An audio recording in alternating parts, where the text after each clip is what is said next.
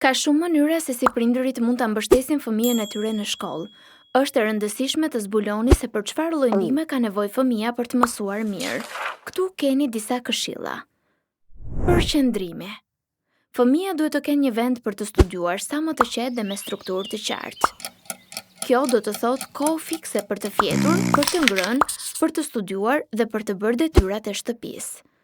Pushimet e shkurtra ndërmjet detyrave mund ta ndihmojnë fëmijën të mbetet i përqendruar. Një ushqyerje e mirë është gjithashtu e rëndësishme. Pajisje digjitale nga ana tjetër mund ta prishin përqendrimin. Motivimi. Fëmijët që janë të motivuar pëlqejnë të studiojnë. Është e rëndësishme t'i inkurajoni dhe t'u jepni vlerësim. Për shembull, kur ata kanë zgjidhur një detyrë, por edhe kur bëjnë përpjekje por nuk e përfundojnë ushtrimin. Kur fëmia po studion ose lexon diçka me zë të lartë, ai ose ajo duhet të marrë mesazhin. Përpjekja ime është vlerësuar, jam duke bërë punë të mirë. Leximi. Kur fëmijët lexojnë libra, ata rrisin fjalorin e tyre dhe praktikojnë shqiptimin e tyre. Por leximi gjithashtu stimulon kreativitetin dhe imagjinatën. Është e njëjta gjë me leximin me zë të lartë.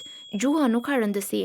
Leximi me zë të lartë në gjuhën anëtare është gjithashtu një mbështetje e madhe. Lojrat.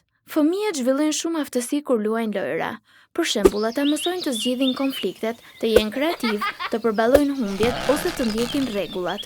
Prindërit duhet të inkurajojnë ata të provojnë gjëra të reja dhe të shpikin lojra vetë. Nëse prindërit janë gjithashtu lojtar, ata duhet të kenë besim që fëmia është në gjendje të zgjidhë problemet. Detyrat e shtëpisë. Fëmia duhet i bëjnë vetë detyrat e shtëpisë. Nëse një fëmijë kërkon ndihmë, prindërit duhet ta inkurajojnë atë të provojë përsëri. Ata nuk duhet të bëjnë detyrat e fëmijës. Studimi. Është mirë nëse prindërit përsërisin me fëmijët temat me të cilat ata kanë punuar në shkollë. Të tilla si recitimi poezive, praktikimi i diktimit ose përsëritja e tabelave.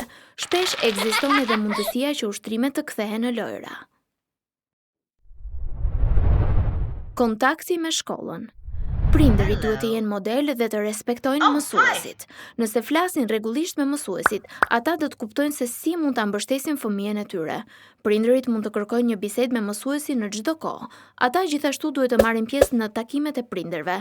Mësuesi mund të sigurohet që dikush është pranë për të përkthyer.